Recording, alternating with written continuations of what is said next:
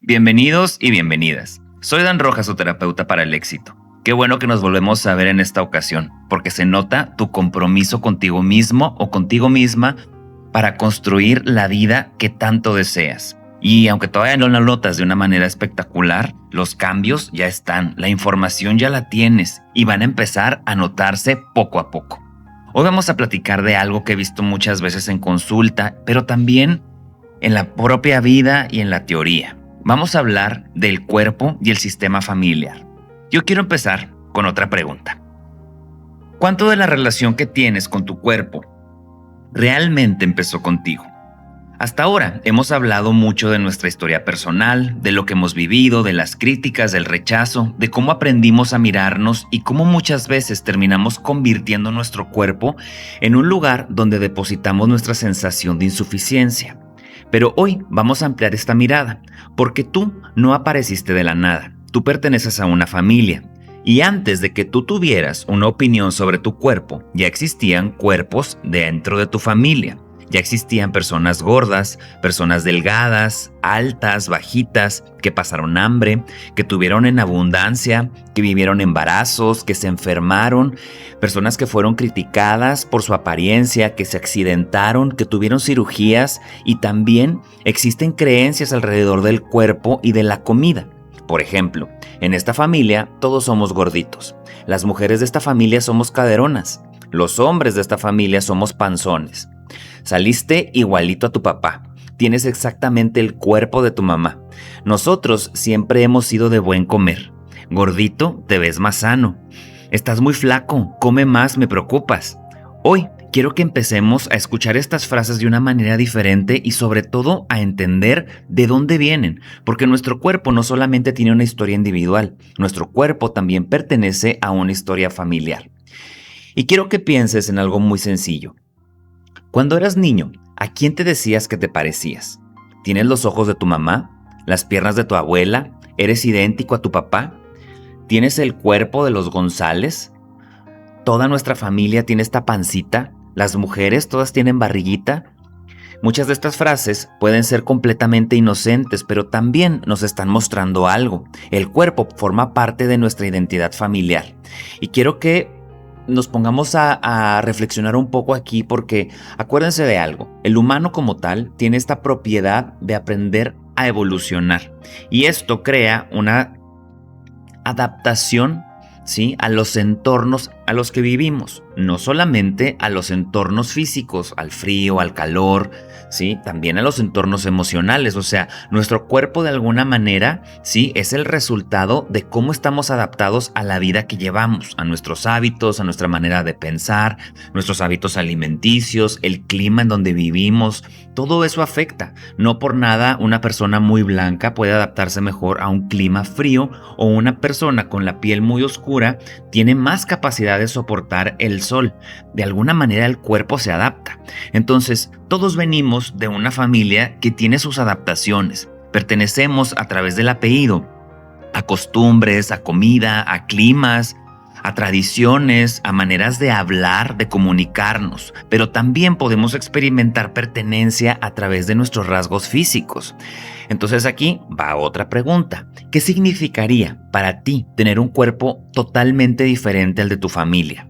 Porque desde una mirada sistémica podemos preguntarnos si en algunos casos cambiar profundamente nuestro cuerpo también podría tocar algo relacionado con nuestra identidad y nuestra pertenencia. No porque adelgazar significa automáticamente traicionar a la familia. No quiero que lo veamos tan simple, ¿sí? Quiero que investiguemos algo mucho más profundo.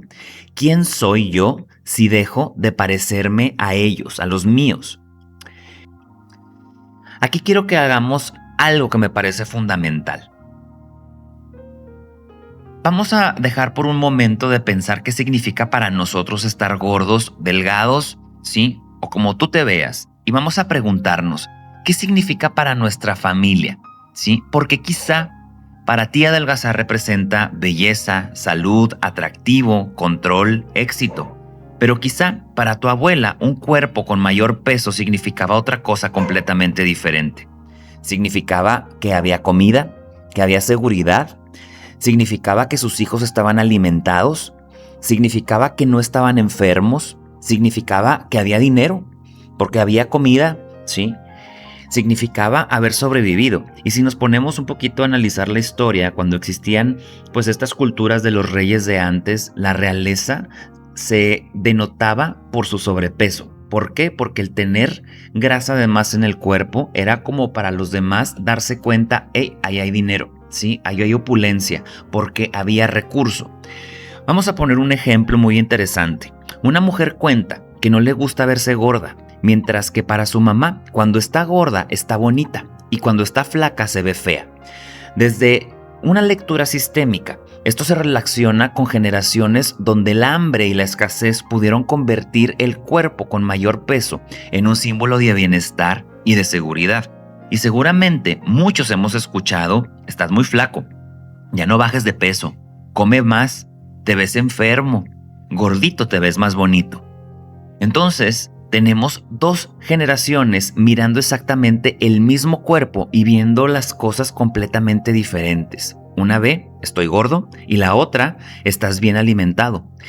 Y eso no aparece de la nada, hay una historia detrás. Y aquí es cuando se fusiona la información, cuando el trauma se convierte en una conducta familiar. Aquí quiero detenerme porque este concepto me parece importantísimo y a veces es malinterpretado por algunos colegas consteladores familiares. Porque a veces entendemos que nosotros estamos cargando un karma, ¿sí? Porque alguien hizo algo en nuestra familia, ¿sí? Y quiero explicártelo desde un punto de vista, desde la psicología, desde el poder analizar las conductas familiares y cómo nosotros vamos tomando también estas conductas. Fíjate que las familias aprenden a sobrevivir. Imagínate que en una generación de tus bisabuelos algo ocurrió verdaderamente traumático relacionado con el alimento. Una hambruna, una guerra, una migración, una crisis económica, la pérdida de tierras, un desempleo, una enfermedad o incluso alguien que murió de inanición. Para los que no sepan que es inanición es cuando te mueres de hambre. Para esa generación, el problema no era la obesidad. El problema era, no hay comida. Mis hijos pueden pasar hambre, pueden morir. Esa familia necesita sobrevivir y puede aprender estrategias para hacerlo. Guardar, aprovechar, no desperdiciar, comer cuando hay, tener reservas. Después la crisis termina. Pero hay algo que puede permanecer, las conductas que ayudaron a sobrevivir a esas crisis. Y entonces los hijos empiezan a escuchar, cómetelo todo, no dejes nada en el plato, ¿sí? La comida no se tira, come ahorita, porque después, quién sabe. Hay que tener siempre la despensa llena, no podemos tirar la comida. Tirar la comida es un pecado. Estás muy flaco, come otro poquito. Gordito es estar sano.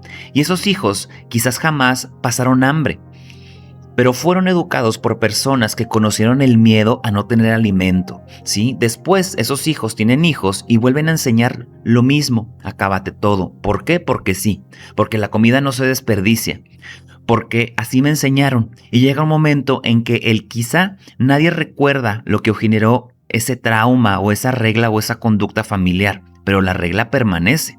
Todas estas frases familiares pueden ser fósiles de nuestra historia y quiero que te quedes con esta frase. A veces las frases familiares son fósiles de problemas que la familia ya olvidó. Es más, ahorita es muy difícil que alguien se muera de hambre. Y me atrevo a decirlo para nosotros los que vivimos en ciudades, en lugares donde ya tenemos luz, donde tenemos supermercados, donde ya no tenemos ni qué cazar. Quizá si alguien está en un ejido, está en un pueblo recóndito en el mundo, pues a lo mejor y sí, pero ahora nos morimos más por la calidad de la comida tan pobre que tenemos que realmente porque no tengamos alimento. Pero todas estas frases familiares, ¿sí? Cómetelo todo. Quizá hoy parece simplemente una regla familiar, pero 2 o 3 generaciones atrás desperdiciar comida podría ser impensable porque no sabían cuándo volverían a comer. Y ponte tú a analizar, acuérdate de tu abuela, ¿sí? Cómo tenía el refri con comida echada a perder porque no la tiraba, ¿sí? O las despensas con latas viejas, caducas, pero era un pecado porque ¿cómo Nuestra abuela iba a lo mejor a tirar comida cuando uno de sus tíos se murió quizás en esos tiempos de hambre. Estas frases, ¿sí?, que a lo mejor se nos quedan como tatuadas en el inconsciente. Hay que tener siempre comida de sobra, ¿sí? Y no entendemos por qué, ¿sí? Y a lo mejor te contestan porque nunca sabes. O esta típica de los niños en África, que la verdad ya me cae mal esa frase, pero creo que todos la conocemos. Me explico. Pero tiene un sustento, ¿sí? Antes sí batallaban mucho con el alimento. En alguna generación pudo ser que nuestra familia sabía perfectamente qué significaba no tener, ¿sí? No comer. Y esto es lo que quiero que empecemos a observar, porque el trauma original puede desaparecer mientras que las conductas creadas para protegerse de él siguen transmitiéndose a través del aprendizaje familiar. Y eso puede generar una evolución generacional. Imagínate, solamente esto como un ejemplo. Los bisabuelos sufren un hambre real, viven en escasez. Incluso, a lo mejor alguno de sus hijos se murió de inanición porque no tenían para comer. Los abuelos desarrollan una relación de protección frente al hambre. Hay que comer, almacenar, aprovechar y nunca desperdiciar la comida porque ya perdimos a alguien, ya nos dolió, ¿sí?, el no tener comida. Después, los hijos viven en un contexto donde ya existe mayor disponibilidad de alimento, pero siguen utilizando las mismas reglas familiares. Aquí pueden aparecer sobrealimentación y la obesidad. O sea, es como si nos fuéramos al otro extremo, como arriba no pudieron o no tenían para comer, nosotros vamos a comer para siempre tener una reserva. ¿Y qué sucede? En la generación de los nietos pueden vivir otras consecuencias o incluso irse a ese extremo. Problemas metabólicos, conflictos con la comida, diabetes, resistencia a la insulina, miedo a engordar, restricciones, dietas permanentes o una enorme preocupación corporal. Y aquí viene lo interesante porque quiero que veas algo. El problema original de esta familia nunca fue la obesidad. El problema original pudo haber sido el hambre, y desde una mirada sistémica, lo que generaciones después vemos como un problema de obesidad, ¿sí?, pudo haber comenzado como una solución, o sea, como una protección. En esta familia nadie vuelve a pasar hambre. Y precisamente, hablando de estas historias, podemos ver guerras, ¿sí?, campos de concentración, pérdidas económicas, migraciones, enfermedades, hambrunas, familiares que no pudieron comer, ¿sí?, relacionados con creencias posteriores como gordito es estar sanito. Y aquí nos hace este clic maravilloso en la mente de a lo mejor hay algo en mis conductas que ni siquiera veo, porque cuando estamos nosotros adentro de la familia somos como el pez en el agua, ¿sí? El pez en el agua no sabe que existe el agua, porque para nosotros es tan natural estar adentro de estas creencias que no nos damos cuenta, ¿sí? Y podemos llevar desde la mirada sistémica, ¿sí?, el hambre de alguien más de nuestra familia. Y ojo con lo que te estoy diciendo, no estás llevando al espíritu, al alma, estás llevando una conducta que se generó porque a alguien le dolió o nos dolió ver a alguien que le dolía, ¿sí?, el no poder comer, ¿sí? Y esto aparece más bien como una metáfora, fíjense.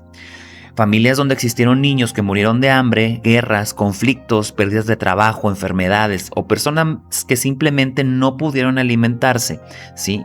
Sale como esta frase interior, inconsciente: yo como por lo que tú no pudiste comer, ¿sí? Yo me protejo para no volver a vivir esto.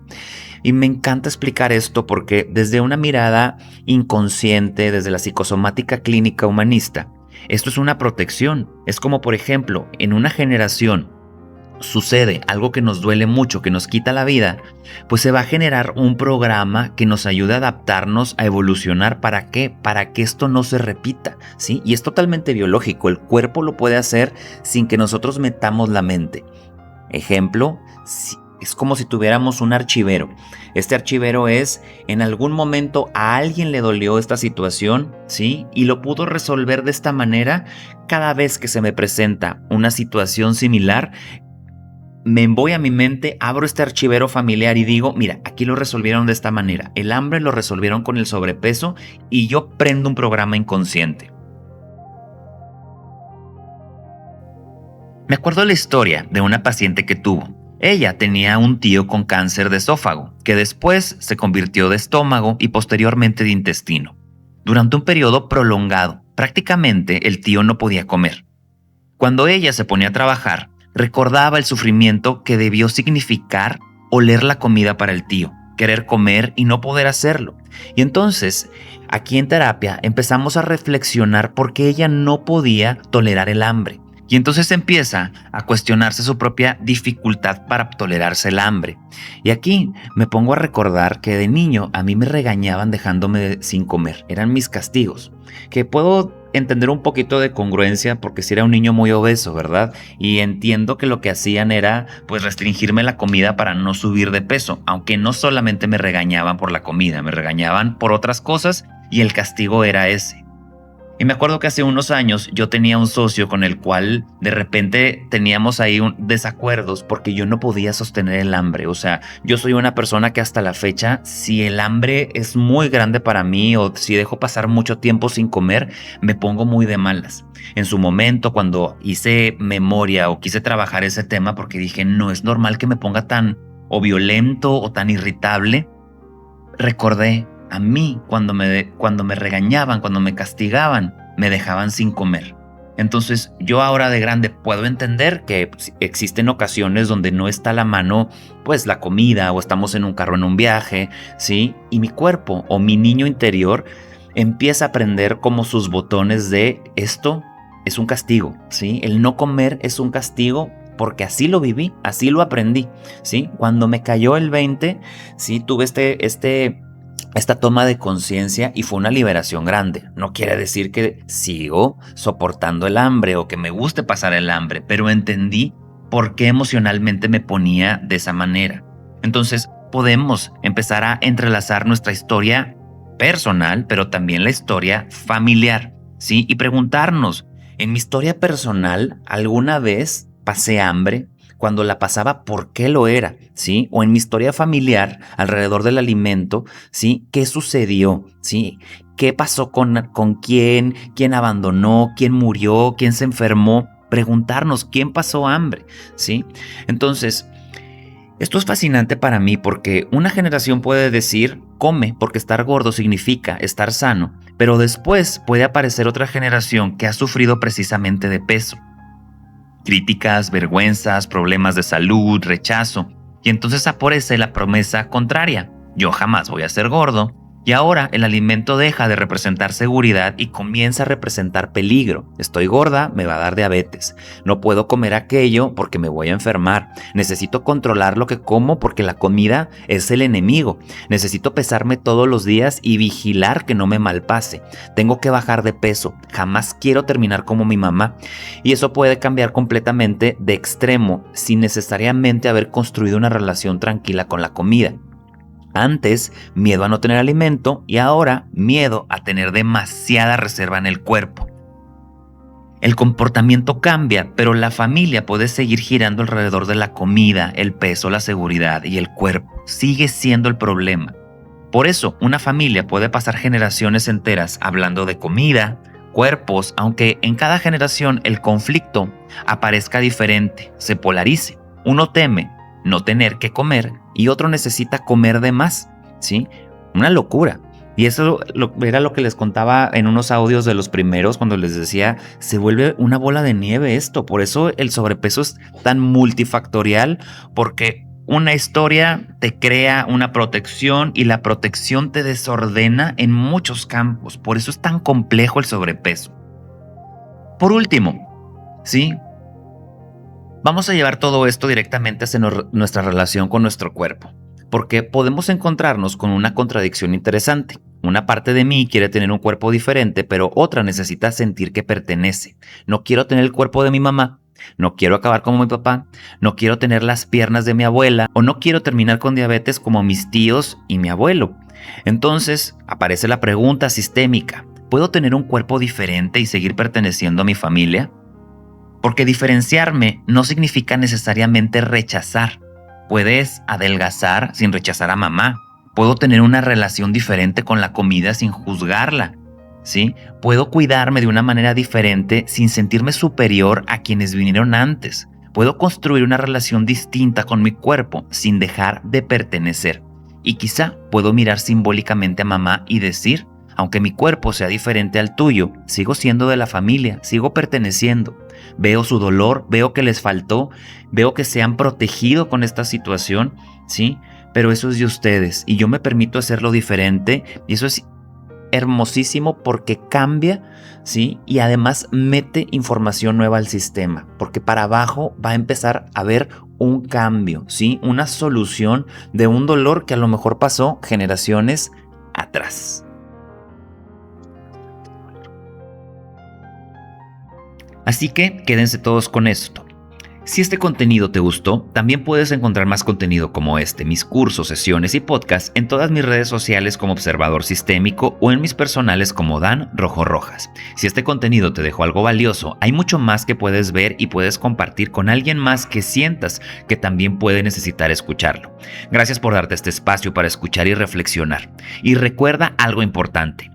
Lo más importante de la vida es aprovecharla y vivirla. No te tomes todo tan en serio. Disfrútala mientras vamos construyendo la vida de tus sueños, porque ya sabes que la vida es un chiste y la terapia también. Nos vemos en el próximo encuentro. Hasta la próxima.